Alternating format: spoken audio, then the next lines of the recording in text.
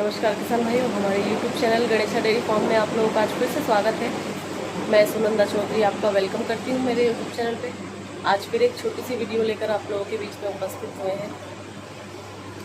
आज जो वीडियो में हम बात करने जा रहे हैं वो कुछ डेयरी फार्मिंग से रिलेटेड है। जैसे कि आज के युग में, जैसा कि अभी 2024 चल रहा है, तो आज के युग में बहुत सारे फार्मर हैं जो सक्सेस हो चुके हैं। बहुत सारे फार्मर ऐसे हैं जो डेयरी फार्म बंद कर चुके हैं। तो आज हम इसी पर बात करेंगे, डेयरी फार्मिंग में किसान क्यों फेल होता है, क्यों उसे अपना फार्म बंद करना पड़ता है। एक फार्मर का डेयरी फार्म सक्सेस जब होता है जब उस फार्मर का दूध अच्छे रेट में बिकता है। अभी फ़िलहाल हम जब 2024 की बात करते हैं तो दूध का रेट बढ़ने के कोई आसार लग नहीं रहे हैं। दूध का रेट जो है कम हुआ है। जैसा कि मार्च अप्रैल में जो दूध के रेट हर साल बढ़ते हैं, तो इस साल कोई बढ़त नहीं हुई है। पर यदि हम जब पशुओं के फीड पे बात करेंगे तो फीड के कॉस्ट में बढ़ोतरी हो चुकी है, पर दूध के भाव में बढ़ोतरी नहीं हुई। तो अब एक आम किसान है जो जब वो डेयरी फार्मिंग करता है, चाहे भैंस रखे चाहे गाय रखे, फीड तो सेम ही खिलानी पड़ती है। सूखा भी खिलाना पड़ेगा, हरा भी खिलाना पड़ेगा, उसके बाद उसे बाटा भी खिलाना पड़ेगा। भले ही खली खिलाए, ट्रांजैक्शन फीड खिलाए, चापड़ खिलाए, कुछ भी खिलाए, उसे फीड तो खिलानी ही पड़ेगी। पर वही फीड जब हम खरीदने जाते हैं उसकी कॉस्ट हमें बढ़ी हुई मिलती है। जब पूछा जाता है कि कॉस्ट क्यों बढ़ी है तो बोलते हैं कि अनाज के रेट बढ़ चुके हैं, या अनाज मिल नहीं पा रहा है, या फिर कई जगह ऐसा कहने में आता है कि दूध के रेट ज़्यादा हैं। तो इस वजह से जो है पशुओं के फीड पर उसका फ़र्क पड़ा है, तो फीड जो है फीड का कॉस्ट बढ़ चुका है। पर ऐसा कुछ भी नहीं है। आप लोग देखेंगे कि दूध के रेट जो हम किसान हैं उन्हें नहीं मिल पाते हैं। बाकी जो बिचौलिए हैं उन्हें आराम से दूध के रेट जो है लीटर पीछे 15, 20, 25 रुपये तक कमा लेते हैं, जिसमें उनकी कॉस्ट ना खिलाने का खर्चा है उन्हें, ना ढोर लाकर बांधने का खर्चा है, ना ढोर खरीदने का खर्चा है। सारा खर्चा जो है केवल किसान को लगता है। एक किसान है जब कोई भी पशु खरीद कर लाता है तो उसे एक जमा पूंजी इकट्ठी करनी पड़ती है। कभी कोई लोन लेकर जो है फार्म चलाता है, या कोई ने जिसके पास पहले से कुछ पैसे हैं इकट्ठा किए होंगे, वो उससे अपना फार्म चलाता है। कैसे भी करके वो अपने फार्म को बस चलाता है। अभी 2024 में तो कोई अच्छी खासी बचत नहीं हो रही। इन सब चीज़ों से परेशान होकर कुछ जो है फार्मर जो अपना डेयरी फार्म बंद कर देते हैं। कुछ है जो लेबर की वजह से बंद कर देते हैं, जैसे कि जो पढ़े लिखे होते हैं जो यूट्यूब वगैरह देखकर फार्म खोल तो लेते हैं, थोड़े दिनों तक चला भी लेंगे। अब वो चला कैसे लेते हैं कि यूट्यूब देखा, पढ़े लिखे हैं, थोड़ी सी टेक्निक अपनाई, फार्म खोल लिया, पर थोड़ा सा नॉलेज उनने खुद प्रैक्टिकली नहीं लिया। कैसे? जैसे कि दूध निकालना, गाय भैंसों का रख रखाव कैसे करना है, कितना फीड डालना है, कैसे खिलाना है, खुद को रस्सी खोलना तक याद नहीं है, और फार्म स्टार्ट कर लिया, लेबर रख ली और फार्म स्टार्ट कर लिया। उसके बाद फार्म पर अपना रुख किया ही नहीं। हफ्ते में एक बार आ रहे हैं, 2 बार आ रहे हैं, या महीने में 1-2 बार आ रहे हैं, बस पैसा लगाकर छोड़ दिया और वर्कर के भरोसे जो है फार्म स्टार्ट कर लिया। अब ऐसी कंडीशन में वर्कर क्या करेगा? उसको कोई मतलब नहीं है, उसको केवल उसकी तनख्वाह से मतलब है। कुछ वर्कर्स ही ऐसे होते हैं जो ईमानदारी से काम करते हैं, वरना डेयरी फार्म के बिजनेस में यदि हम कोई भी वर्कर रखेंगे तो वो ईमानदारी से काम करना पसंद नहीं करते।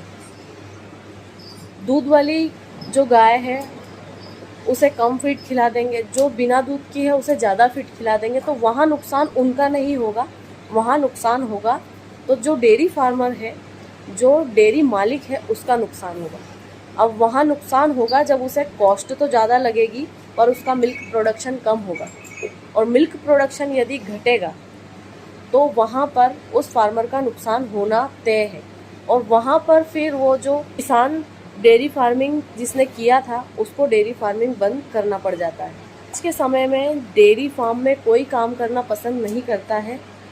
यदि डेयरी फार्मिंग आपको सक्सेसफुल तरीके से चलानी है, आप चाहते हैं कि आपका डेयरी फार्म बंद ना हो, तो सबसे पहले तो आप खुद काम करिए। और एक फार्म को यदि सक्सेस करना है, आपको फार्म में फेल नहीं होना है, तो सबसे पहले आपको ब्रीड पर काम करना बहुत ज़रूरी है। क्योंकि आज के इस युग में जब खिलाई पिलाई इतनी महंगी हो चुकी है, तो हम यदि 10 लीटर की गाय पाल रहे हैं कि पर डे का हमें वो 10 से 12 लीटर दूध दे रही है, तो उसकी भी खिलाई पिलाई सेम ही करनी पड़ेगी। सूखा खिलाना है, हरा खिलाना है, गोबर फेंकना है, दूध निकालना है, मिनरल्स देना है, कैल्शियम देना है, सारी ही चीज़ें हमें देनी है, मतलब देनी है। पर वही यदि हम 10-12 लीटर की गाय ना रखते हुए हम 20 से 25 लीटर वाली प्रतिदिन की गाय रखते हैं, एक नॉर्मल गाय, केवल हम 40-45 पे सीधे नहीं जा रहे हैं, 20 से 25 लीटर पर डे की गाय बता रहे हैं। 20 से 25 लीटर की गाय यदि आप रखते हैं, तो उसे भी फीड खिलाना है, सूखा खिलाना है, हरा खिलाना है, उसके बाद मिनरल्स, कैल्शियम, सारी चीज़ें देनी है। पर फ़र्क कहाँ आ जाएगा? दूध में। वो आपको पर डे का 10 से 12 लीटर दूध देगी, और जो दूसरी वाली गाय है वो आपको 20 से 25 लीटर पर डे का दूध देगी। तो यहाँ आपको सीधा मुनाफा हो जाएगा, क्योंकि दूध में बहुत फ़र्क हो जाएगा। 8 से 10 लीटर का दूध का फ़र्क दोनों के बीच में हो जाएगा।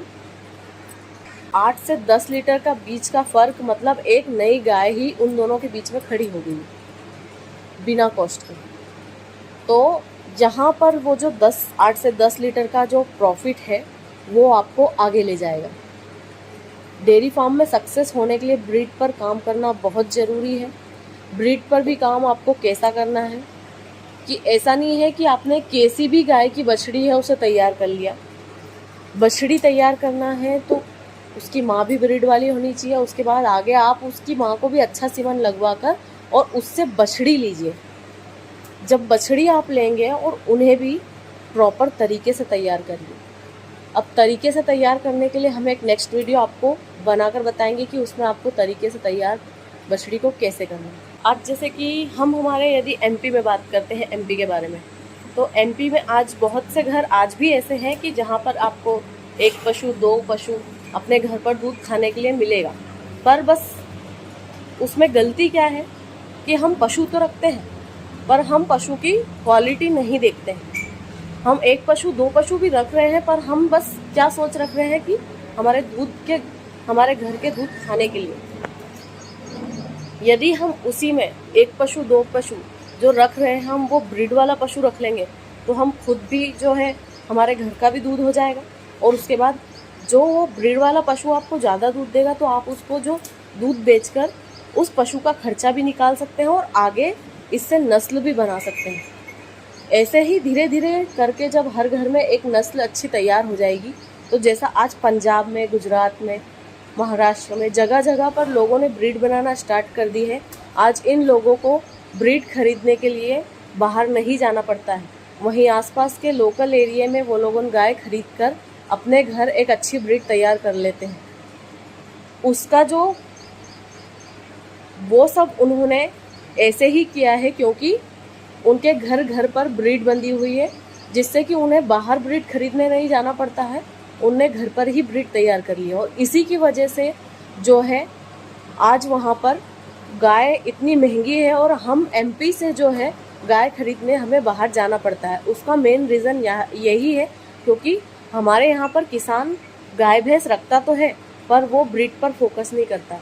एक नागरिक जो है ब्रीड के प्रति जागरूक हो जाएगा, तो जो हमारी कॉस्ट हमें ज़्यादा लग रही है और मिल्क प्रोडक्शन कम हो रहा है, जिसकी वजह से डेयरी फार्म बंद होते जा रहे हैं, वो नहीं होगा। कॉस्ट कम हो जाएगी, मिल्क प्रोडक्शन ज़्यादा हो जाएगा, तो जिसकी वजह से फार्मर को फ़ायदा होगा, तो आगे चल के उसका फार्म घटने की बजाय बढ़ने लग जाएगा। अभी बहुत से किसान भाई ऐसे हैं जो अपने घर की बछिया भी तैयार करते हैं, पर वो बछिया तैयार करते हैं, पर किसान जो है थोड़ी सी उस पर ये गलती हो जाती है कि बछिया तो तैयार करते हैं पर ब्रीड पर फोकस नहीं करते हैं, और उसके बाद बछिया तैयार करते हैं तो उसे भी तैयार इस प्रकार से किया जाता है कि फीड तो देंगे, पर जो प्रॉपर फीड उसे मिलनी है, कि उसको प्रतिदिन कैल्शियम, मिनरल्स और प्रॉपर जो फीड देनी है, वो चीज़ें उसे नहीं देते हैं, तो वहीं पर वो बछड़ी, जहाँ हमें 1 से 2 साल में बछड़ी को कंसीव करा लेना चाहिए, वो बछड़ी को तैयार होने में 3 से 4 साल लग जाते हैं। अब फीड और सूखा चारा, हरा चारा, ये चीज़ें हमें उसे खिलाना ही है। भले ही हम कम खिलाएं, पर हमें खिलाना है। पर यदि हम कम खिलाएंगे तो वो 3 से 4 साल ले लेगी बछड़ी जो है गाय बनने में। पर वही यदि हम एक बछड़ी को तैयार करने में उसकी प्रॉपर केयर कर लेते हैं, तो आपकी जो बछड़ी है 1 साल से 2 साल के बीच में हिट में आ जाएगी, कंसीव कर लेगी और आपको जल्दी से बच्चा भी दे देगी और आगे चल के वो आपको दूध दे देगी। तो यहाँ पर यदि हम थोड़ी सी टेक्नोलॉजी अपना लें डेयरी फार्मिंग करने में, तो हम भी जो है हमारे फार्म को सक्सेस कर सकते हैं। तो किसान भाइयों, मुझे उम्मीद है कि आप लोगों को मेरी ये वीडियो, मेरी ये बातें अच्छी लगी होगी। बिल्कुल प्रैक्टिकली बातें हैं, जो भी इस वीडियो में बातें हैं पूरी प्रैक्टिकली है, और आप वीडियो को पूरा देखना, आपको सारी एक एक चीज़ें डेयरी फार्म के बारे में पता पड़ेगा कि क्यों डेयरी फार्म जो है हमारा फेल होता जा रहा है। पहले की स्थिति और आज की स्थिति में डेयरी फार्मिंग में बहुत फ़र्क है।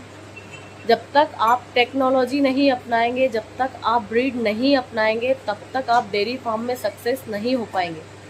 एक अच्छी ब्रीड आपको डेयरी फार्मिंग में जो है ऊंचाइयों की तरफ ले जाएगी, और यदि आप डेयरी फार्मिंग में ब्रीड नहीं रखेंगे तो आप बस केवल डेयरी फार्म में जो है खर्चे में बढ़ोतरी पाएंगे, और जो मिल्क प्रोडक्शन है वो आपका कम ही होगा, जिसके कारण आपको डेयरी फार्म में फेल होना पड़ेगा।